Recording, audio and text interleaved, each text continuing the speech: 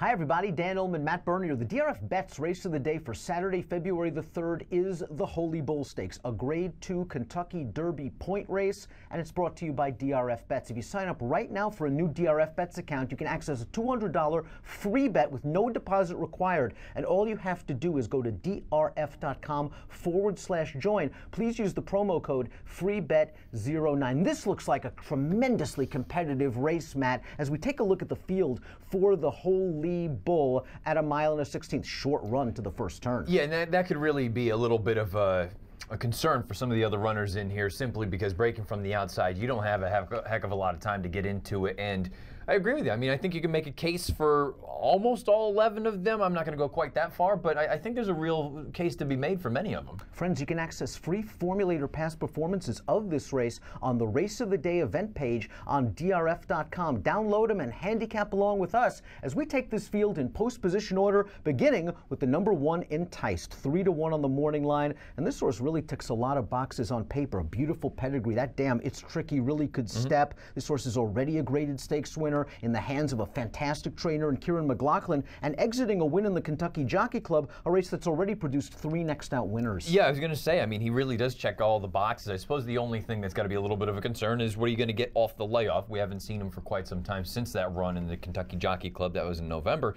I don't really have any knocks against him. He's going to draw the rail. He gets a beautiful situation there. I just feel like he's really uninteresting to me at 3-1. In a race that's this wide open, it just feels like if you're settling for anything in that 3-1, 7-2 range, I don't know, I just kind of feel like that's not doing yourself any favors. I agree. I think in a multi-race scenario, you got to use them. Yeah, I agree. And this is a spread race for me in the multis. Enticed, though, if you are worried about the layoffs, perhaps this formulator fact will allay them just a bit. Kieran, over the past 5 years, with last out winning 3-year-olds off a moderate-sized layoff on dirt, does very well. 43%, a $2.59 return on investment. The number 2 is Free Drop Billy, one of several in here trained by Dale Romans. Free Drop Billy, already a Grade 1 stakes winner. He won the Breeders' Futurity, and he had an excuse, I think, in the Breeders' Cup Juvenile. Well, everyone talked about it, where the inside is not where you wanted to be either day of the Breeders' Cup weekend. He was buried down there, and he did a little bit of running. He made a pretty significant middle move into the far turn, and then he just completely packed it in. You're going to need to look at that and say that the inside is not where you wanted to be, and that's why he ran as poorly as he did, because otherwise you're left scratching your head going, why was he that bad? I think it was the rail, and I think that's all it was. I look at the other races that he's run. He hasn't run a bad race other than that one, and I think he has an excuse. This horse is really bred to handle a distance. He's a half to Hawkbill who can go 1.5 miles or so on the turf, and he's by Belmont Stakes winner Union Rags. But we showed the positive Kieran fact. You have a negative Dale Romans fact. Yeah, and this goes for many of the runners in here for Romans. Past 5 years, 61 to 180 day layoff in a graded stakes race, 0 for 32, and only 4 of them have hit the board. So it does kind of instill a little bit of fear if you're going to be backing a horse like this. And again, I go back to the idea with Enticed.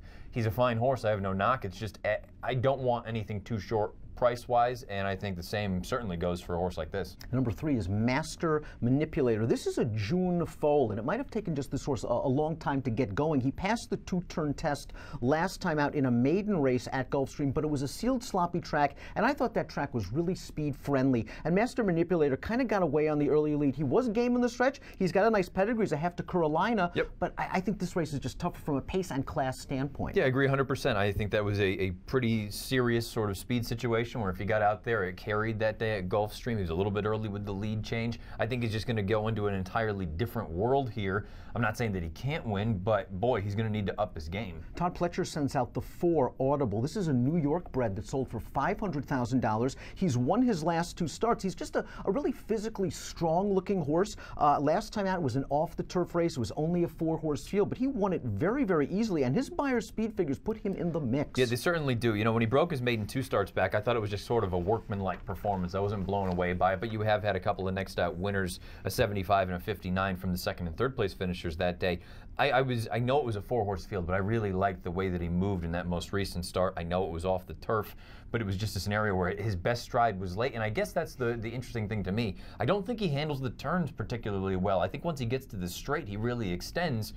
Now he's got to go 2 turns, and we'll find out how that works. The 5 is Bandito, another one trained by Dale Romans. This horse has already won at 1 1/8 miles, albeit against maidens over a sealed, sloppy track. Just didn't fire in the Remsen, showed brief speed and tired. One of the Remsen also-rans has come back to earn an 81 buyer. Yeah, I have a feeling this is going to be one of the better Remsen editions that we've seen in recent memory, and who knows, we'll find out as we go forward. But as far as Bandito is concerned, the amount of Romans runners in here with common connections with Calumet, I'm not saying he's an outright rabbit. I think his job is to make sure that there's pace. Like Free Drop Billy, stablemate Hollywood Star, also trained by Romans, is an accomplished horse exiting the Breeders' Cup Juvenile, multiple graded stakes placed, but there have been whispers that this horse might scratch here and run in the Sam Davis. Yeah, and Romans just almost flat out said it, saying, you know what, we'll wait for next week and let him run out there. I think if he does run here for some reason, I think he certainly has a puncher's chance. He needs to improve his game from a buyer standpoint, but I feel like this is the same situation with all of the Romans horses for me. It feels like they all want to run 1.25 miles, so you don't have to worry about that. Distance isn't going to be a problem. It's are they cranked up and ready to go? That same formula fact for Free Drop Billy applies to this horse. And I believe it applies for Tiz Mischief as well, the next door neighbor. But if you like Entice, the morning line favorite, you kind of gotta like Tiz Mischief.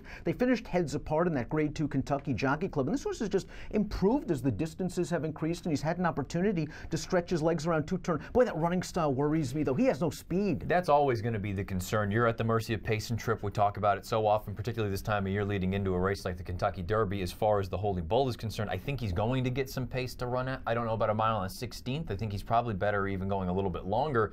As good as the Kentucky Jockey Club was, I thought it was a great ride from Robbie Alvarado. The start 2 back, I thought that was the one that made me look at him and say, you know what, I think we've got something here. I think he's quite good, and Roman seems to be quite high on him. Todd Pletcher could have easily run the number 8 pony up in the Dania Beach, where he would have been one of the strong contenders in that race. Instead, he's going to try dirt again. He's only raced once on dirt. It was a 5-furlong event where he finished second way back in July.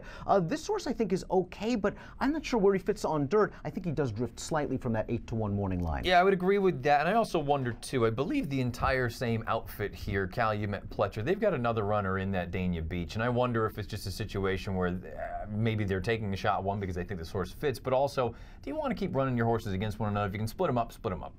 Stanley Gold usually has these honest, hard-trying 3-year-olds. Remember Fellowship from a few years back? This horse reminds me a lot of Fellowship, who actually hit the board in some of these major prep races in South Florida. Third last time out behind Mississippi, who we'll get to in a bit, but this horse really just missed the break. Yeah, he missed the break, stumbled badly, and I liked the fact that he came with a bit of a run. He never changed the lead, so that's going to be a little bit of a concern, but I think he's better than maybe his page would suggest he is. Let's take a look at the Timeform US Pace Projector, because a lot of these 3-year-olds, you know, they have a lot of speed, and the red bar indicates that our friends at Timeform US believe that this pace could be fast, and it could work to the benefit of the horses near the tail end of the field, working against the 10 Acor who they have in front. This horse is really stepping up in class, stretching out in distance, and facing a hot pace scenario. Yeah, if you think this horse is going to clear off, the problem is he's not going to have an easy lead out there. He's going to be facing some heat throughout, and boy, with the stretch out, with some decent horses in here, I think it's asking a lot. Julian Leparoux, his hand is forced by this outside post on the number 11 Mississippi. He's just got to go and hope to get a position like this where he's only 2 paths off the rail. There's a good chance he could be 4 wide. I would imagine he'll probably be talking to Florent Giroux here in the next few days and saying what was the game plan going with Gunrunner, because I think he needs to be ridden the exact same way. Get him into the run. If he can park just off, I think he's got a big chance. As for Mississippi, he's got the figs. Yeah. He's got the recency. Yeah. He has a good race over the track where he lost to a Pletcher horse, Noble Indy, but battled that horse all the way down towards the wire of the race. Distance worries me a little bit. That damn Cat's Me If You Can was really a strong sprinter. So now we've got outside post close to a hot pace, some distance concerns, but I think this outside post helps his price a bit. We do have a Mark Casse formulator fact to address. Over the past 5 years, with 3-year-olds going second off the bench in dirt rounds, 0 for 21, but maybe that helps this horse's price as well. I was going to say, I think a combination of things, the formulator fact like that, but also that outside post. Whether he was supposed to be in the 4-to-1 range, now I think you're going to be assured that you're going to get every bit of the morning line, 5-to-1, maybe even more. Well, let's take a look at our top picks for the Grade 2 Holy Bull Stakes, Saturday's race of the day. You're going with Free Drop Billy. I like this horse's running style. The distance isn't going to be an issue, and he's going to get a nice setup and a good post. You know, the thing of it is, I think he's going to, there won't be any excuse about the trip, I don't think. I can't envision a scenario where for some reason he gets all jacked up. I think he's going to work out a really, really nice trip in this spot. The question is he ready to go off of a layoff? That Romans formulator fact certainly concerns me, but he's the kind of horse that even if he doesn't win, if he comes with some sort of a run, or he just gets tired at the end. I think he's going to be an interesting one going forward. You would imagine he's already had success at Keeneland, so maybe they're circling the bluegrass. I think he's going to be a horse to keep an eye on going forward. Two questions. What price would you bet him at? He's 6-1 at the morning line, and the second being, this of course is the anchor leg of any kind of multiple race bet. How deep do you spread? Well, I think from a price standpoint, I don't know that I would want anything less than 9-2. He's 6-1 on the morning line. I think he fits in here really well, and again, the trip, he should trip out in this spot. As far as a multi is concerned, if I'm playing this and this is going to be the payoff leg, Entice is going to be defensive and only defensive because I kind of want him to prove it to me. And of the two coming out of the Kentucky Jockey Club, I prefer Tiz Mischief. So I suppose I'm probably going to go 3 or 4 deep.